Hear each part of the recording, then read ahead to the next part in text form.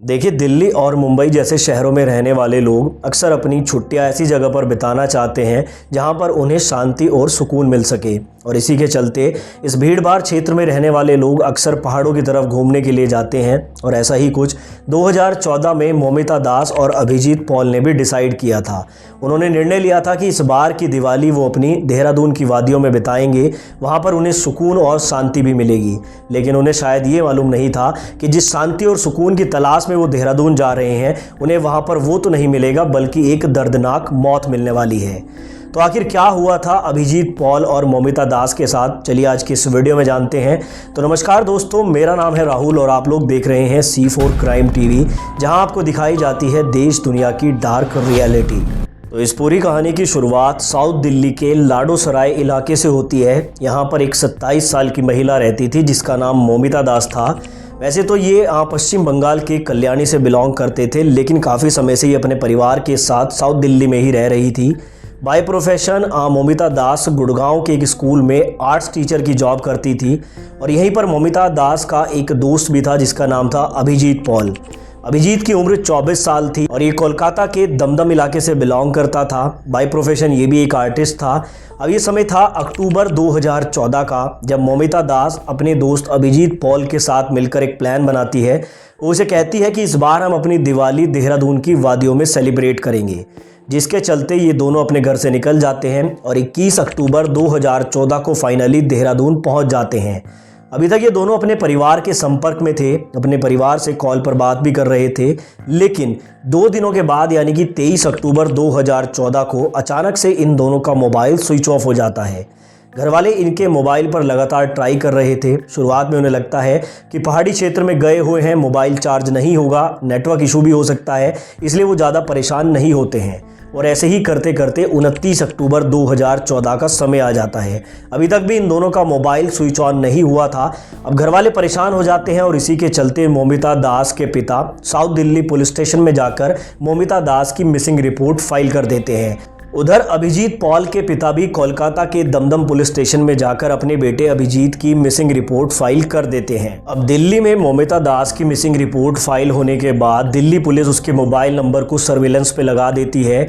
उसके मोबाइल की last location Dehradun के ही इलाके की थी। उसके बाद उसका मोबाइल ऑन नहीं हुआ था। साथ ही दिल्ली पुलिस सारी अपडेट देहरादून पुलिस को भी भेज देती है और साथ ही कोलकाता की दमदम पुलिस भी सारी जो डिटेल्स है वो देहरादून पुलिस को भेज देती है।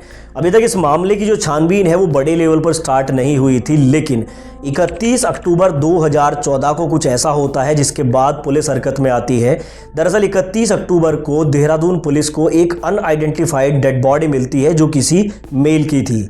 और जैसे ही पुलिस को ये बॉडी मिलती है, इसकी सूचना तुरंत दिल्ली पुलिस और कोलकाता पुलिस को भी दे दी जाती है। जिसके बाद कोलकाता से अभिजीत पॉल का भाई देहरादून पहुंचता है और उस बॉडी की शिनाख्त करता है।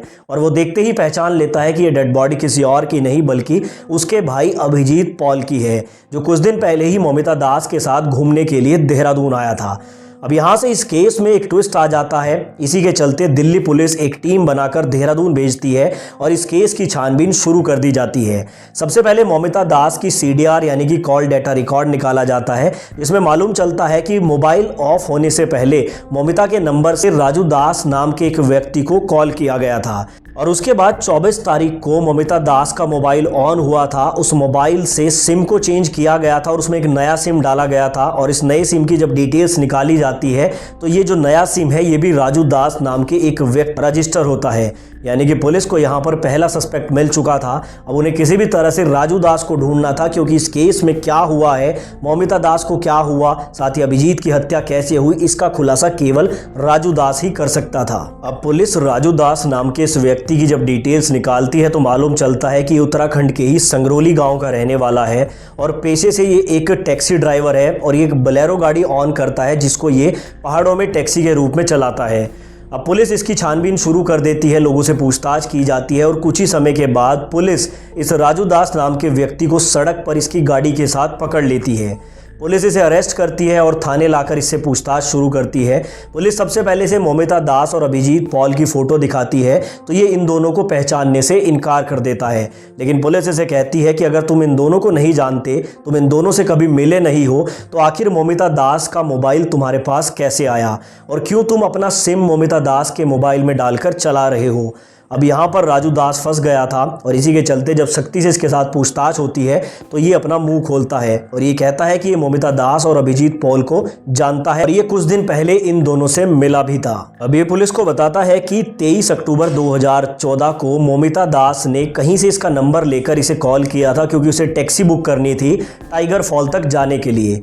मोमिता दास राजू दास को कॉल करके बुलाती है, ये अपनी टैक्सी लेकर जाता है, उन दोनों को अपनी टैक्सी में बैठाता है और टाइगर फॉल की तरफ चल देता है। लेकिन रास्ते में ही इसे इसके 3 दोस्त मिल जाते हैं, जिनमें से एक का नाम गुड्डू दास, दूसरे का नाम बबलू दास और तीसरे का नाम कुंदन दास था। ये इन तीनों को भी अपनी टैक्सी में बैठा लेता है, जिस पर मोमिता दास और अभिजीत पॉल इसे कहते हैं कि हमने ये टैक्सी बुक की है, तुम इन्हें क्यों बैठा रहे हो। ये उनसे कहता है कि ये तीनों लड़के मेरे ही गांव के हैं, आप दोनों को टाइगर फॉल पर छोड़कर मैं इनको लेकर अपने गांव चला जाऊंगा। अब यहाँ पर जो मोमिता दास और अभिजीत पॉल है वो इस बात से बिल्कुल बेफिक्र होते हैं कि आगे इनके साथ क्या होने वाला है। अब कुछ ही दूर चलने के बाद जब एक सुनसान इलाका आ जाता है तो पीछे बैठा बबलू दास अचानक से जो मोमिता दास है उसके साथ छेड़खानी करना शुरू कर देता है, जिसका विरोध उसका दोस्त अभिजीत करता है। लेकिन जैसे ही वो इसका विरोध करता है ये तीनों अचानक से अभिजीत के साथ गाड़ी के अंदर ही मारपीट शुरू कर देते हैं और पीछे पड़ी एक नायलॉन की रस्सी उसके गले में डालकर उसका गला घोंटकर उसकी गाड़ी में ही हत्या कर देते हैं। अब अभिजीत पॉल की हत्या करने के बाद ये अपनी गाड़ी को एक सुनसान इलाके में लेकर जाते हैं। आसपास कोई भी नहीं था, रात का समय था।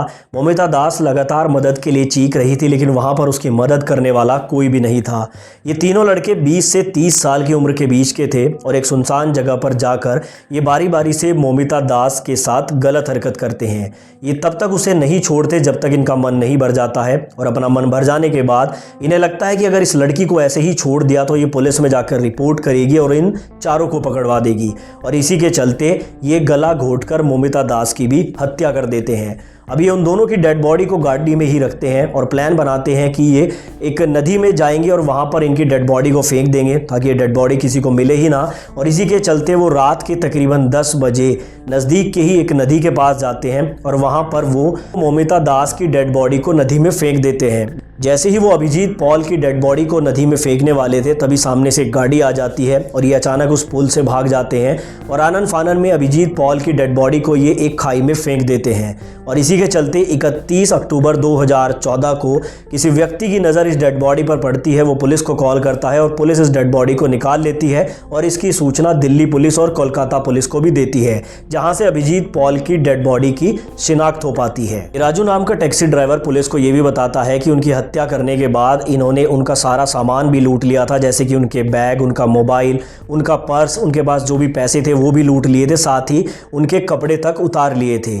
अब पुलिस राजू नाम के इस व्यक्ति की निशानदेही पर संगरोली गांव जाती है और वहां से उन तीनों लड़कों को भी गिरफ्तार कर लिया जाता है जिन्होंने उस रात राजू के साथ मिलकर इस पूरे कांड को अंजाम दिया था। इन चारों को गिरफ्तार करने के बाद पुलिस स्टेशन लाया जाता है। सबसे पहले इन चारों की निशानदेही पर नदी में उस जगह जाया जाता है जहां पर इन्होंने मोमिता दास की बॉडी को फेंका था और 2 दिनों की मेहनत के बाद पुलिस को मोमिता दास की डेड बॉडी भी मिल जाती है। साथ ही यहाँ पर मोमिता के घर वालों को बुलाया जाता है, बॉडी की पहचान की जाती है, जिससे ये कंफर्म हो जाता है कि ये बॉडी मोमिता दास की ही है। जिस वक्त उसकी बॉडी मिली थी उसके शरीर पर एक भी कपड़ा नहीं था, क्योंकि इन चारों ने उसके साथ हैवानियत करके उसके कपड़े तक उतार लिए थे। छानबीन में पुलिस को इन चारों के पास से अभिजीत पॉल का वॉलेट, साथ ही उसकी आईडी, कुछ पैसे भी मिल गए थे।